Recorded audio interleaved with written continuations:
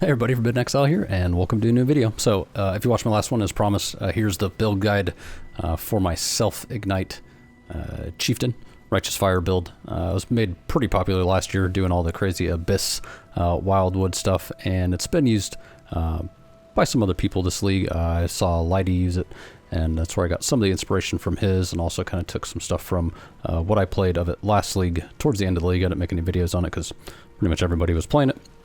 But it still does work very well, especially for tier 17 maps. Curation farming, as I showed in the last video. I'm going to make some videos on all the different league mechanics without a back to basics setup, so the maps are a little easier to run. Harvest and Breach, stuff like that.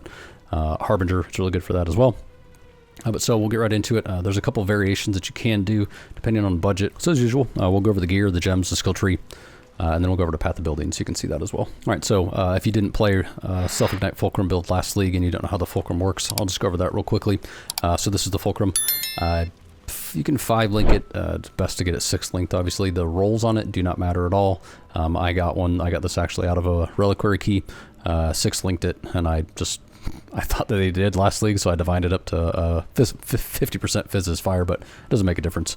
It'd probably be a cool like Cyclone build for some weird Fizz converted to Fire Cyclone build, but just for this, basically what it is elemental ailments you inflict are reflected to you, and because you're a Chieftain, you can still get ignited, but it doesn't do anything to you, but what it does is it ignites stuff around you.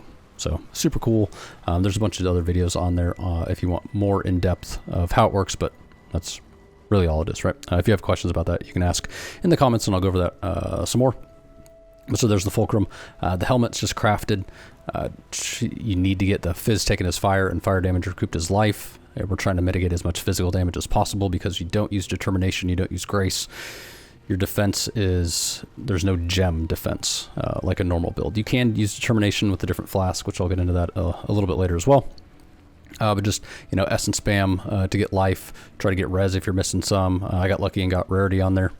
For the barrel farm, curation, stuff like that, rarity quantity doesn't matter, but for scarab farming and other stuff like that, rarity can help a little bit. And then just multi-mod it with more fizz taken as fire, and then the increased rarity, just because rarity is nice to have. Defiance Destiny. It's like the big three of the the new meta for defense. Gain 42%, technically max rolled it's 35, and then you use Fertile Catalyst to get it to 42. Missing unreserved life before being hit by an enemy, right? So I do have like half my life reserved, so as my life goes down, then it will adjust to that. There's another way to build it where you don't technically really reserve life. I played that last league, and it's okay. I have actually just kind of been having fun playing it this way. Works great. Vampirism, recover life on kill, and then damage taken, recouped as life. Obviously it gives you some life and all 3 reses, which is actually super helpful as well.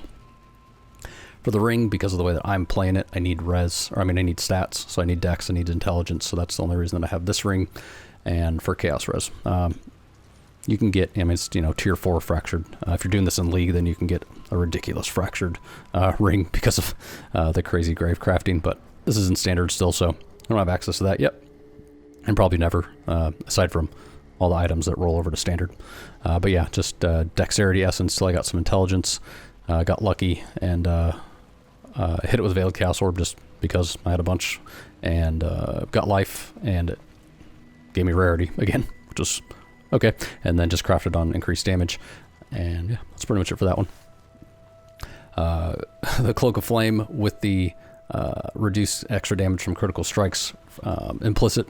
It's in league, or in standard, it's it's relatively expensive, right? But with this and the skill tree masteries, you don't take any damage from critical strikes, which is generally what's going to kill you. No matter how much defense you have, you'll get one tapped by a crit and then you'll die. I still get killed, but that definitely helps a lot if you can afford it. If not, then you just got to kind of accept the fact that you're probably going to die a little more.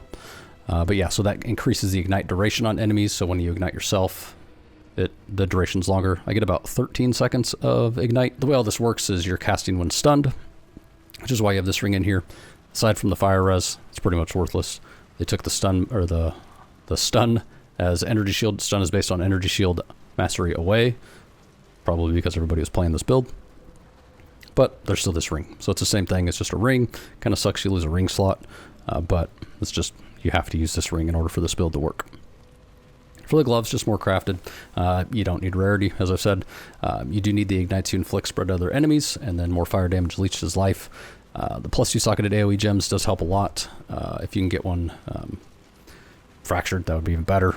But or however else you want to get at least +1 level to gems, so you can get period of fire technically only to level 22, and then you'll get that extra % of max fire res.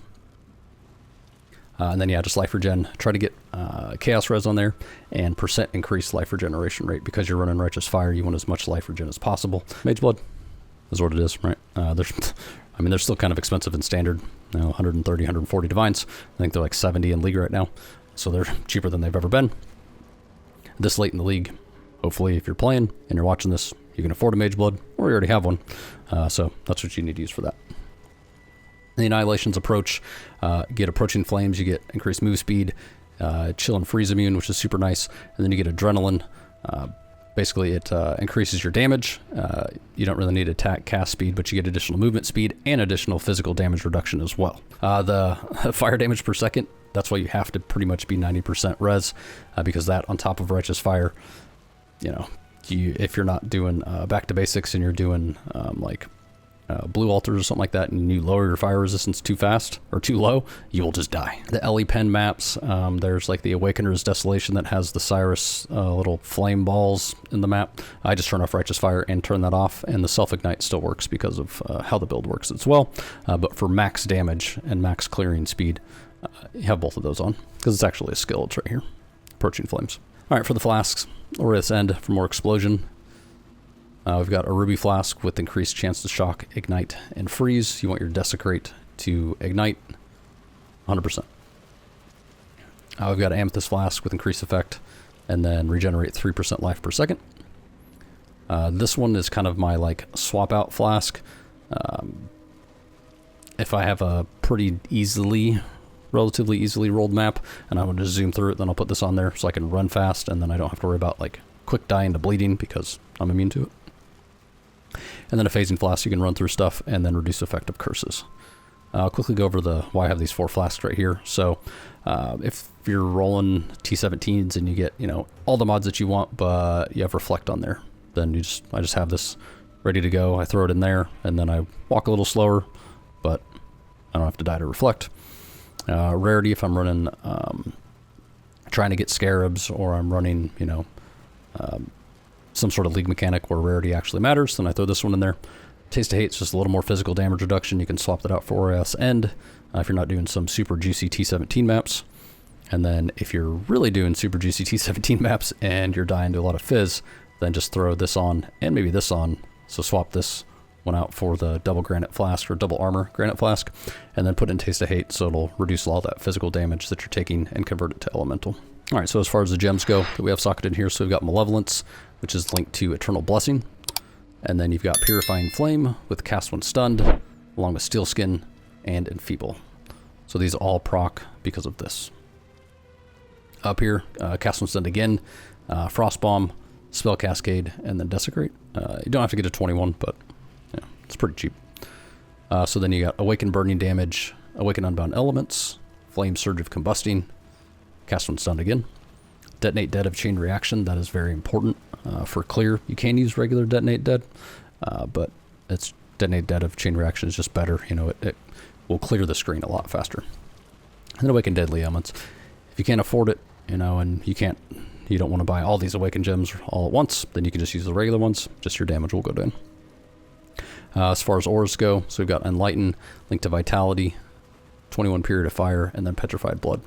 I have a 21 Vitality in there. You do need a level 21 Purity of Fire, though, in order to get to 90% max res. Over here, Righteous Fire, linked to Awakened Increased AoE. You can just use regular AoE if you want. And then Enduring Cry, linked to Call to Arms. You can see it. I have the sound turned off, so it doesn't make that sound all the time. All right, so we'll quickly go over these two things right here. Explain to you why they're in there. So last league, you'd use Elegant Hubris with Caspiro, and then you put that in your tree in a specific spot, and it gives you supreme ostentation, so you don't have any intelligence or any, you don't need any stats on your gear, right? You just don't get any bonuses from them. So then you can swap this out and put in Polaric Devastation, so you can cover enemies in ash. Gives you more res, gives you more elemental damage, and increased duration as well. So if you don't want to do that, and you can technically get more damage because we're using Adorned, because why not, right? I don't really use these anymore. But we'll head over to the tree, and we'll kind of explain that a little bit more. All right, so here's the skill tree. So just run down here. We're going to get technically 3 large clusters. The notables on them, you know, try to get good ones. You want to get probably, I'd say, at least 1 good one, like Widespread Destruction or something like that.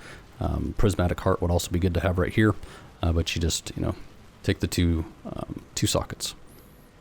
Watcher's Eye, do have the Fizz taken as fire damage when affected by Period of Fire. That one helps a lot as well. We're trying to mitigate as much physical damage as possible.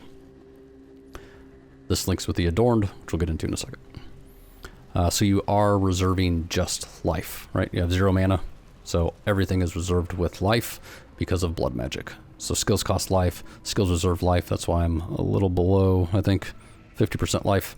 But that's why I can run Malevolence for free, because it's an Eternal Blessing. And then these are actually reserving life. Let's just come up here, take your normal max life, increase ignite duration is really helpful. Come up here, another Magic Corrupted Jewel. Skills count as low life, well, 55% of maximum life or below, so that raises your life threshold just a little bit. Got another large cluster jewel here, Widespread Destruction and Sadist again. Some more Adorned Jewels, another Adorned Jewel. Come up here, you want to take just max life. Come down here, Fire Effect, increased AoE. Another large cluster, as I said. Smoke and Remains, just fire damage, and then Prismatic Heart. So Immutable Force, Blood Notch, and then Adorned. Try to get this as high as possible. They're, you know, you get a 121 for around 10 divines. I got 131, it's probably about 30 or so. Yeah, 30 divines. The Blood Notch goes up to 60%. I'm trying to get it as high as you want. I haven't really, you know, relatively cheap. That extra 5% though, like, you know, 15 divines, probably 20. As far as Immutable Force goes, you don't really need to pay a ton of money. It's pretty relatively easy, I guess, to roll these kind of high. 18 divine, but you get one that's, you know, 800. You pay 3 divine, spend 5 divines, maybe get lucky. All you need is 961. And then you won't ever notice that you're stunned. It's the magic number. I didn't do the math on it. It was done last league when people started figuring out this build. 961 is your goal. Anything over that doesn't make a difference. You just need to get to 961. All right, so the Adorned. Hopefully most of you know what it does, but it gives you increased effective jewel socket passive skills containing corrupted magic jewels. Only magic, right? So that's why we have all these magic jewels in here. So you see like 8% fire dot multi and increased fire damage turns into 18 and 32%. So it makes a humongous difference, right? 7 and 14 equals 16 and 32. 6 and 5 is 13 and 11, so on and so forth, right? There's 1 or 2 of them in here, right? So this one, I got super lucky on this corrupt. I just rolled it until I got Chance to Avoid Being Shocked, hit it with the Val Orb, and I got the rest of Shock that I needed. Like, I was going to try and use 2, because I wasn't going to be able to do it in 1, and then it just gave it to me. So that was pretty lucky. But and then this one down here, just because the percent of the Adorned I have, plus a 45%, I'm poison immune, which is super nice because getting poisoned in T17 maps is a nightmare. Because they poison you so fast, and then you just instantly die. For the Caspiro, if you want to use that instead, you can. You have to pretty much lose this cluster jewel, and then lose this section right here, and you come right here, and you go straight over, and you put it in this socket right here, which will turn this into Supreme Ostentation, as long as it's Caspiro. Try to get a number on there. The one that I have right here, I don't feel like respecking my tree right now, but it will turn this one into plus 30 Chaos Res. Super helpful, right? So 1, 2, 3, 4, 5, 6, 7 points, and you have no stat requirements and an extra Chaos Res, so that I can get rid of these, get rid of this ring and put this in. If you want to run it that way, it works just fine. I just prefer this way for how I play it, because I played the other way for like a month and a half straight, pretty much every day last league. As far as the Ascendancies go, starting to come up here, Hinakor's Death Fury is just explode, right? 5% chance to explode, and 500% of their maximum life is fire damage. Nearby monsters' fire resistance against damage over time is -20 while you're stationary. So you want to try and run into a big mob and just stand there. It takes like 1 or 2 seconds for stationary to take effect, and then their damage over time resistance is -20%. Modifiers to fire res also apply to cold and lightning at 50% of their value and unaffected by ignite. So that line right there is what makes this build work, because you ignite yourself, but it doesn't do any good. So you can't run Period of Elements. You can't do like Storm Shroud and be elemental ailment immune, because then you're immune to ignite, not unaffected by it. It's very important. And then this one, Valko's Storm's Embrace. Modifiers to max fire res also apply to max cold and lightning res. So that works with Ruby Flask, which is how you get to 90% all res, right? And we're at 75% chaos res, technically overcapped at 91, but... And we're immune to bleeding because of, well, the flask right now. But chilled, frozen, shock avoidance, poison avoidance are all over 100%, so they don't do anything to us. But as you can see, defense-wise, like 36% physical damage reduction, no spell suppression. If you throw just this on there, it'll bump you up to 82%.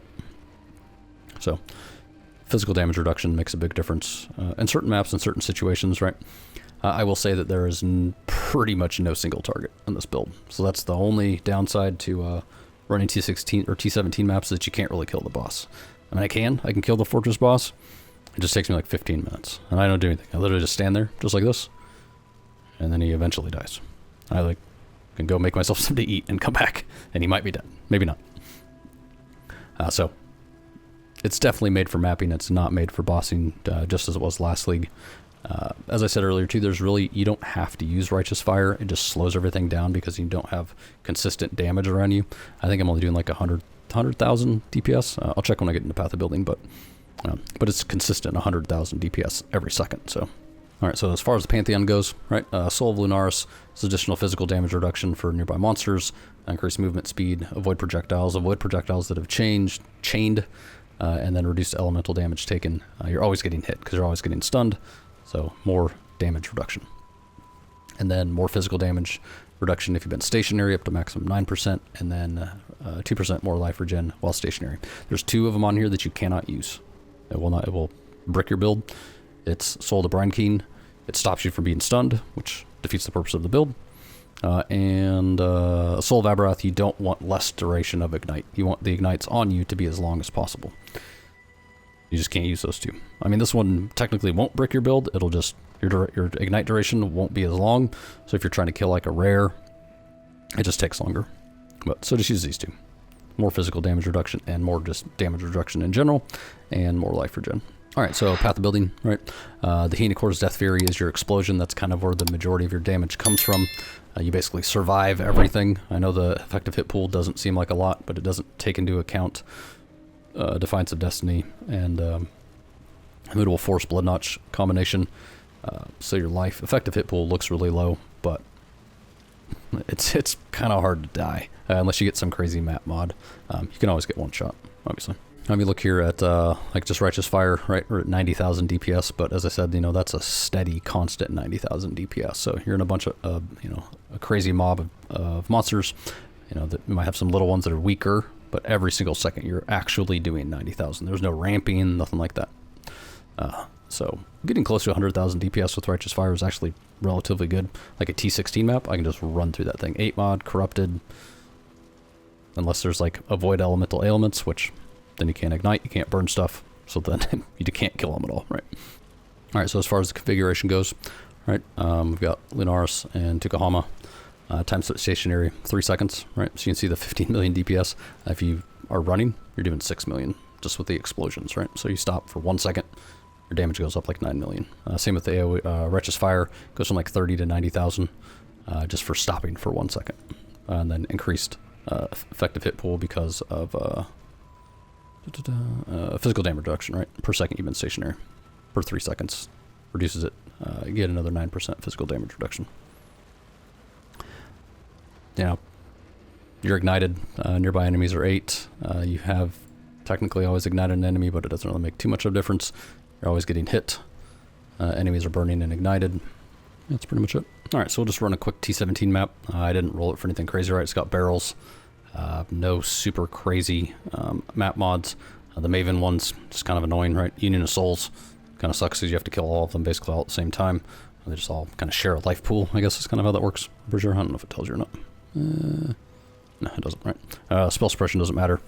So yeah, we're going to do back to basics. I'll pull up the atlas just so you can see it. It's a standard back to basics atlas. It's the same as the last video. You can take a screenshot of it or pause it. Whatever you want to do. Just, yeah, back to basics, right? We'll just do 100 traders, just double unique items, just, I don't know, because, and then magic pack size. We're not going for anything specific, right? I got some map, scarab, currency, 141 quantity roll. Just so you can see how the build works, in case you didn't watch the last video. But as I said, you know, you literally just turn on Righteous Fire, walk around. Once stuff starts to die, then it will just continue to die, right? Oh, what was that? Oh, got something out here. What is it? Oh, bloodlines. Nice. Alright, well, off to a good start. As I said, you know, it's pretty simple, right? You just walk around. It's kind of a boring build, right? There's no flasks to press. There's really no skills to press at all. You just walk around and stuff explodes. As far as the filter that I use, I filtered out scarabs that for content that I don't want to play, right? As you saw, and if you didn't see in the last video, I dropped a whole stack of Unrequited Love doing this. Shout out to Snoo for that strategy. I don't know if he was the one that created it, but that's where I saw it, and that's kind of what got me on this path to doing these crazy T17 maps. So I don't really, you know, farm currency really anymore. I just do these because it's fun. Trying to get more unrequited, so obviously, since I've never actually had a real mirror. It's the closest that I've ever had. I have 19 mirror shards and flasks, or in yeah, Union of Souls, right? So I started moving. My damage goes down, my physical damage drops, and then you die. So if you're in a giant mob like that, then you just kind of want to just stand there and accept it. That's pretty much all you can do. Big monsters, like right off the bat. Oh, it's probably a drowning orb that got me too. So as you're getting hit, obviously, as you can see, you know, oh, yeah, those drowning orbs. I don't know if that's what killed me, but, you know, it's pretty simple, right? It's fun. It's definitely cheaper than, you know, multi-mirror tier, like, a bow build, right? There's no mirror tier items in here. I'm not using an Nimbus. I'm not using, you know, some crazy triple, quadruple, implicit weapon. Nothing like that, right? Some Mage Blood and like a 10 Divine Fulcrum. Just walk around and kill stuff, right? Already got semi-lucky with, let's check these. You never know in here. Oh god, nope, okay. These stupid drowning orbs. Yeah, you know, it's a pretty chill build. Bloodlines, nice. If you're, you know, don't really want to super focus on playing, you just kind of want to run around. I like it because, like, at night when I'm playing, like, I don't want to sit there clicking a skill over and over and over again to kill stuff. It's like the quietest build, I guess. As long as you have headphones on, because if you don't, as you can hear in the background, it's a super loud build. But as far as clicking sounds go, it's very quiet. It's very significant other sleeping friendly.